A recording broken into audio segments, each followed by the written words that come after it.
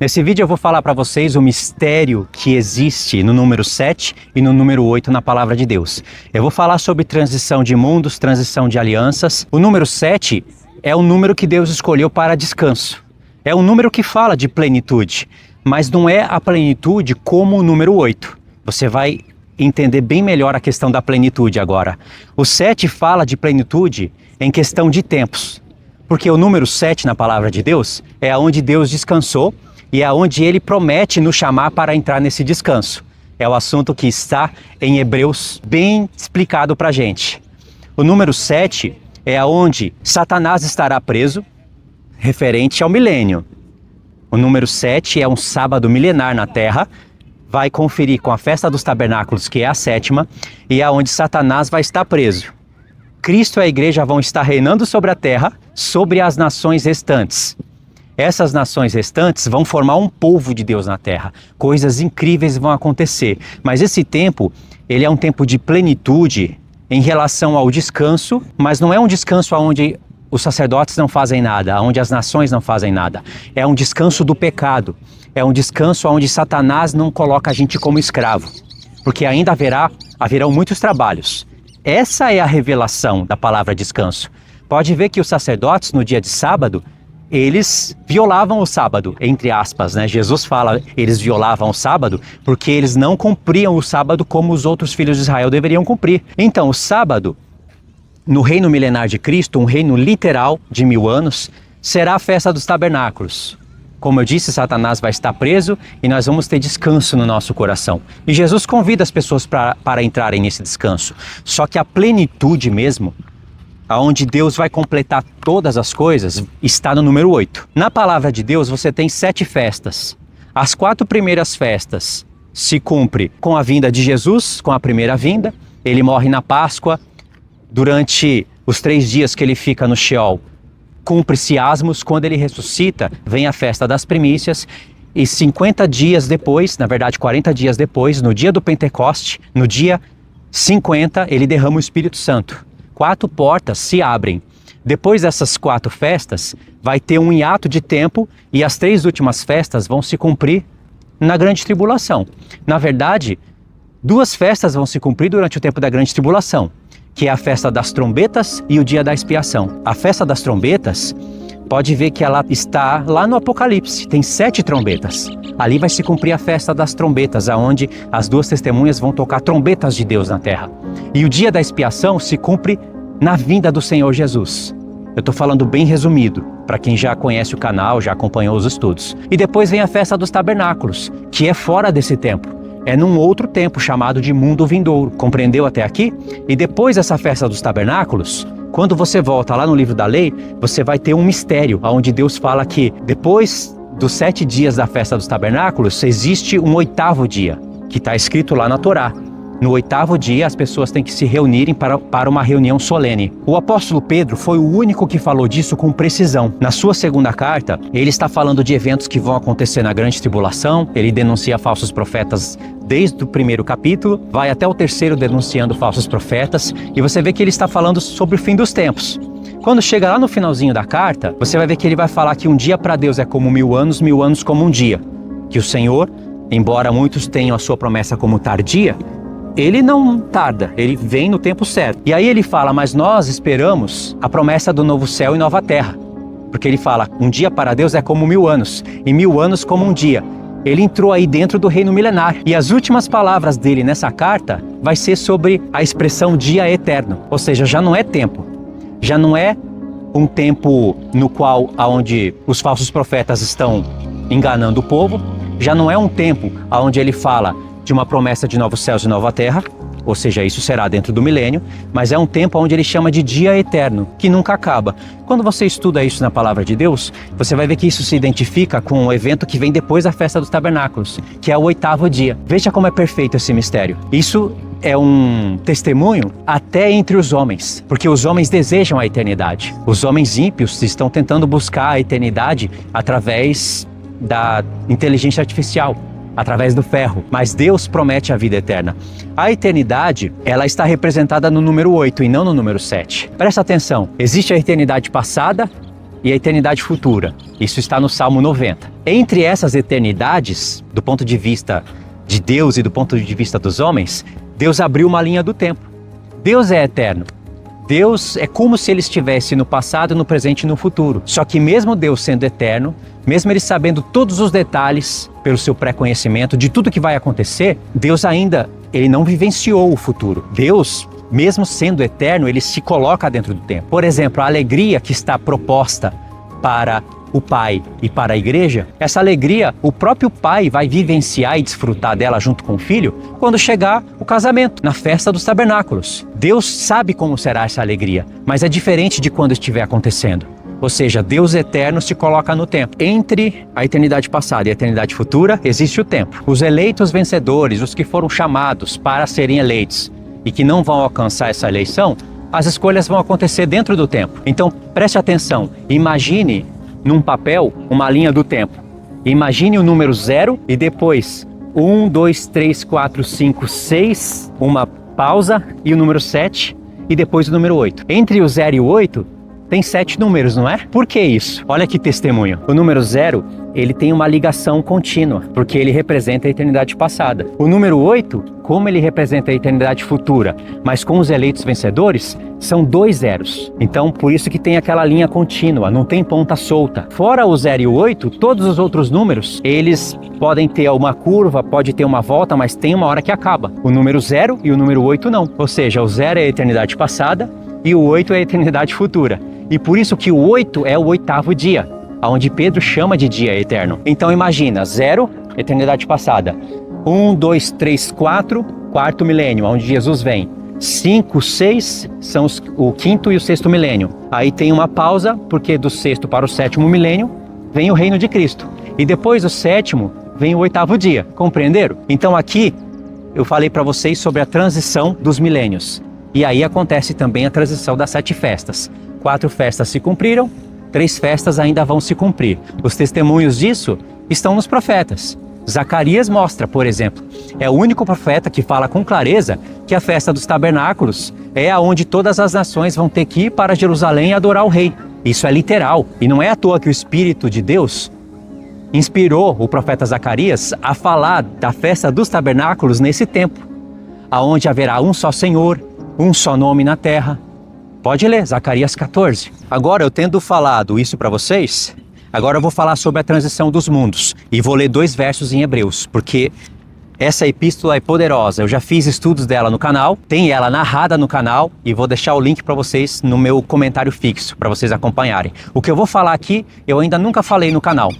Então prestem atenção, pela carta aos Hebreus, nós temos já 3 mundos estabelecidos. Eu vou ler para vocês os textos. Hebreus capítulo 2, a partir do verso 5. Pois não foi a anjos que sujeitou o mundo que há de vir, milênio. Antes, em certo lugar, deu pleno testemunho dizendo: que é o homem para que dele te lembres? Ou o filho do homem para que o visites? Fizeste-o por um pouco de tempo menor do que os anjos. De glória e de honra o coroaste e o constituíste sobre as obras das tuas mãos. Hebreus 6, do 4 ao 6. É impossível, pois, que aqueles que uma vez foram iluminados, provaram do dom celestial e tornaram-se participantes do Espírito Santo e provaram da boa palavra de Deus e os poderes do mundo vindouro, de novo, mundo vindouro, e caíram, sim, é impossível outra vez renová-los para o arrependimento. Eu li para vocês Hebreus 2 e Hebreus 6, porque nesses 2 capítulos o escritor de Hebreus fala do mundo vindouro. Entre Hebreus 2 e Hebreus 6, olha o que o escritor de Hebreus fala, em Hebreus 4, a partir do verso 9. Portanto, resta um repouso para o povo de Deus, até o 11. Porque aquele que entrou no descanso de Deus, também ele mesmo descansou de suas obras, como Deus das suas. Esforcemo-nos, pois, por entrar naquele descanso, a fim de que ninguém caia segundo o mesmo exemplo de desobediência. Porque ele falou que Deus chamou pessoas para entrar no descanso dele, e essas pessoas, pela desobediência, não entraram. Por que o escritor de Hebreus está falando do descanso de Deus aqui? Esse descanso de Deus está associado com o mundo vindouro. Por um lado, o escritor de Hebreus está falando que nós, pela fé, entramos. Perceberam isso? Pela fé, nós entramos naquele descanso. O descanso é futuro, porque está referente ao 7º dia. Deus descansou para deixar para a gente um testemunho. Mas o descanso mesmo vai se cumprir quando o Senhor Jesus vier e Satanás for preso. Porque só haverá descanso no mundo quando Satanás for preso. As coisas fecham com o livro do Apocalipse. E por outro lado ele diz, toma cuidado para não perder o descanso. Há possibilidade daqueles que foram chamados perderem o descanso. Se entrou pela fé, é porque você acredita, o teu espírito se conecta ao Espírito de Deus. Então você acredita que haverá o 7º milênio e você já desfruta. Assim como em Hebreus 6, ele disse que os chamados desfrutam dos poderes do mundo vindouro.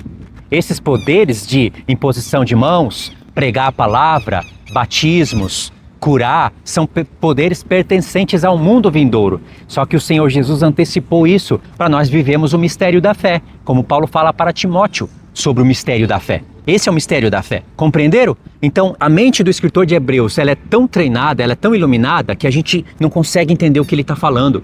Ele está associando o mundo vindouro com o descanso que pela fé nós vamos entrar, assim como pela fé nós fomos salvos. É pela fé, a salvação vai se cumprir, como eu já disse em vários vídeos, como o Pedro disse, a salvação se cumpre no último tempo.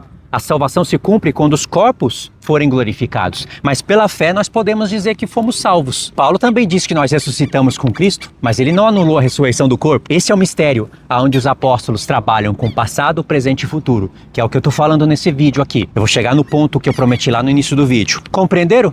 Agora tem outro mistério dentro do capítulo 4. Esse descanso do mundo vindouro, nesses versos, vai ser uma palavra. Mas vai chegar em um ponto aqui que o escritor de Hebreus, na palavra descanso que nós temos nas nossas traduções, no grego vai ser a palavra sabatismos. E essa palavra aparece só uma vez no Novo Testamento. Deus já deixou esse testemunho para que quando nós encontrássemos com esse testemunho, ficasse evidenciado. A palavra sabatismos é a palavra referente ao 7º dia, ao descanso que o escritor de Hebreus fala que está para vir. Por isso que está tudo associado. O escritor de Hebreus começa essa carta falando do dia da expiação e acaba falando sobre expiação dos pecados. Por quê?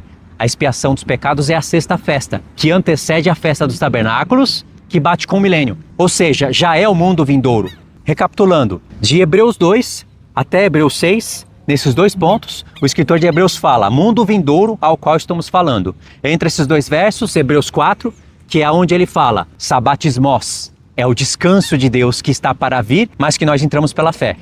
E isso está associado com o assunto da carta toda, o dia da expiação, o sumo sacerdote que está aos céus. Jesus expiou os nossos pecados na cruz, só que sim, ele fez isso para criar o mistério da fé. A expiação mesmo vai ser no dia da expiação, quando ele voltar. Por isso que depois da Páscoa tem festa da expiação. O próprio testemunho das 7 festas santas do Senhor nos falam disso. Compreenderam? Existe ainda um outro mistério, tudo relacionado dentro de Hebreus 4. Porque o escritor de Hebreus, além de tudo isso, ele está fazendo uma analogia entre os eventos de Josué com os filhos de Israel e os eventos de Jesus com os filhos de Israel. Porque nós também somos filhos de Israel. Nós não somos só filhos de Abraão. Nós somos também filhos de Israel, ou seja, Jacó, e eu quero dizer de Israel, ou seja, nós fazemos parte das 12 tribos de Israel, não segundo Israel segundo a carne, conforme o Israel segundo o Espírito. Gênesis 35, dos versos 9 ao 11. Vindo Jacó de Padã-Arã, outra vez lhe apareceu Deus e o abençoou, e disse-lhe, o teu nome é Jacó, já não te chamarás Jacó, porém Israel será o teu nome. E lhe chamou Israel. Disse-lhe mais, eu sou o Deus Todo-Poderoso. Sê fecundo e multiplica-te. Aqui vai aparecer a palavra Efraim, para quem conhece o mistério. Uma nação e uma multidão de nações sairão de ti. E reis procederão de ti. Presta atenção. Uma nação. Israel. Primeiramente Israel segundo a carne. Multidão de nações. O Israel segundo o Espírito. Os filhos de Abraão. E reis procederão de ti. Não somente os reis de Israel segundo a carne, mas os reis de Israel segundo o Espírito, ou seja, os reis de sacerdote. No mesmo dia e na mesma hora e no mesmo minuto que Deus trocou o nome de Jacó para Israel, ele nos chamou como filhos de Jacó. Isso muda toda a teologia que foi nos ensinada de maneira distorcida nas igrejas. Agora vamos voltar para Hebreus. Isso significa, Josué significa Yehoshua. No grego, quando você está lendo isso daqui no grego, e eu li no grego, o nome de Jesus também vai estar Yehoshua. Eles têm o mesmo nome. Só que no português colocaram Josué para Josué e Jesus para Yeshua. Mas na verdade no grego é Yehoshua, os dois, porque Cristo estava prefigurado em Josué. O nome dele era Oséias, Oxéia, Deus salva o seu povo. Olha que lindo isso. Oséias, Oxéia, é o profeta que iria profetizar sobre Efraim, Judá, as duas casas. Isso é lindo, né? Uma pena muitas pessoas não entenderem isso. Então, Moisés mudou o nome de Oséias para Josué, que é o mesmo personagem, porque Josué, ele iria introduzir as 12 tribos na terra de Canaã. Só que ele iria lutar com as 12 tribos, com espada literal, por ordem de Deus, contra carne e sangue, para introduzir eles numa terra da promessa. E lá em Josué 1, Deus disse que daria descanso para o povo. Só que aquele descanso era prefigurativo. Prefigurava o que tudo isso? Jesus lutando junto com a igreja, as 12 tribos, não com espada literal, mas com a espada da palavra, não lutando contra carne e sangue, mas contra principados e potestades nos lugares celestiais, iria introduzir a igreja nos céus, associado com o dia da expiação e com o mundo vindouro. Agora você entendeu. Certeza que se você for ler Hebreus, dos capítulos 2 até o 6, você vai entender o que eu estou falando. Eu quis relacionar todas essas coisas porque elas estão dentro do estudo. Agora eu vou concluir o que eu falei lá no início do vídeo. Vamos falar da transição dos mundos. O escritor de Hebreus fala do mundo futuro. Isso significa que existe o mundo atual. Nós sabemos que existe o mundo antediluviano. Então só nessa repartição, 3. Se você conta com a eternidade, já são 4, certo? Agora conta comigo. Eternidade passada, 2. O mundo antediluviano, 3. O mundo atual, 4. O milênio, 5. A eternidade futura. Agora olha como esse número 5 vai virar o número 8. Presta atenção. Eternidade passada, 1. O mundo antediluviano. Ele vai ser repartido em 2 partes. Eu vou explicar o porquê. 2, 3. O mundo atual, 4. Ser repartido em 2 partes também. 4, 5. O milênio, 6. Entre o milênio e a eternidade tem um tempo em que Satanás vai ser solto, que a escritura diz que é pouco tempo, que é necessário que ele seja solto. Vai rolar, irmãos, muitos anos aí. Não é tão rápido que Satanás vai seduzir todas as nações da terra após elas terem aprendido com Cristo e com a igreja. Vai um tempo grande aí. O milênio é o 6, esse tempo que ainda está rolando o tempo é o 7º, e a eternidade futura é o 8º, ou seja, bateu com o 8º dia. Agora, o porquê que se reparte o mundo antediluviano e o mundo atual em 2 partes? Porque realmente, o mundo antediluviano, ele vai ser interrompido lá com Noé. Só que antes dele ser interrompido, há uma alteração no mundo, onde você olha para aquele mundo e você vê o antes e o depois. Isso é com os gigantes. Os gigantes são os Néfilins. Eles abandonam o céu, como o próprio Judas disse, e eles se fazem homens. Eles se misturam com as filhas dos homens. Isso é um testemunho que está na Bíblia. Não precisaria ir lá no livro de Enoque para você compreender isso. Judas falou isso. Os anjos que abandonaram o seu domicílio, o lugar celestial, eles abandonaram e foram para onde? Lá em Gênesis 6, diz que os filhos de Deus se misturaram com as filhas dos homens. Tá aí. E a palavra fala de Néfilins, de gigantes. Ou seja, os gigantes alteraram o mundo. E quando você vê isso no livro de Enoque, você vê que realmente alterou o mundo inteirinho. E por isso que Deus teve que mandar o dilúvio para cobrir as montanhas. Deus não precisaria cobrir todas as montanhas da terra por 150 dias para matar somente os homens. Ele queria matar os gigantes, que eram mais altos, que eram mais fortes. Compreenderam? Então, o mundo antediluviano repartido em 2 partes. O nosso mundo se divide em 2 partes também. Porque um era o mundo antes da tecnologia, da inteligência artificial. Agora o mundo é outro, com a era do petróleo, com a era da revolução industrial e ainda mais agora, inteligência artificial. O mundo todo foi alterado e esse é o gigante desse mundo agora. Por isso que muitos do mundo, muitos cientistas, chamam o petróleo de gigante. Os próprios homens do mundo chamam as nações de cortina de ferro, porque esse testemunho está em Daniel, nas pernas de ferro e nos pés de barro e ferro. Ou seja, fala do mundo atual. O mundo atual é construído na base do petróleo e para ter petróleo retirado do mar, precisa de ferro, de máquina para retirar o petróleo do mar. Isso vira plástico, isso vira um monte de componentes que constitui o computador, aonde o homem se liga com ele através da inteligência artificial. Ou seja, o mundo já foi alterado. Então você olha para o mundo atual e uma coisa é o mundo antes, outra coisa é o mundo depois. A mesma coisa no milênio. Ou seja, uma coisa é o milênio, outra coisa é depois que Satanás for solto, ele vai alterar o mundo. Entenderam o padrão? Satanás alterou o mundo antediluviano, ele altera esse mundo e ele vai alterar o mundo futuro. Se você for contar, são 8. E o 8º vai bater com a eternidade, com o dia eterno que Pedro falou. Lá em 2 Pedro, no capítulo 3, vai bater com a festa dos tabernáculos e logo em seguida o 8º dia, que é o dia eterno. E o número 8, de maneira que 7 é um número de plenitude dentro do nosso tempo. É um número de descanso, se completa muitas das obras de Deus, mas o 8, que é o número eterno, é onde tudo se cumpre. Veja como Satanás quer imitar isso. A besta tem quantas cabeças? 7. Quem foi que formou isso? Foi Deus. Porque é Deus que escolheu qual reino que iria entrar nos impérios. Porque muitos impérios se levantaram nesse mundo, mas Deus conta somente os 7 que participaram da história de Israel e que perseguiram o povo de Israel. Então, a besta tem 7 cabeças. Ali é a plenitude dela, no tempo. Só que, o que o anjo diz? Ela mesma é o 8º rei. Ou seja, depois de 7 cabeças, aonde na 7ª tem 10 chifres, a própria besta completa, ela é o 8º.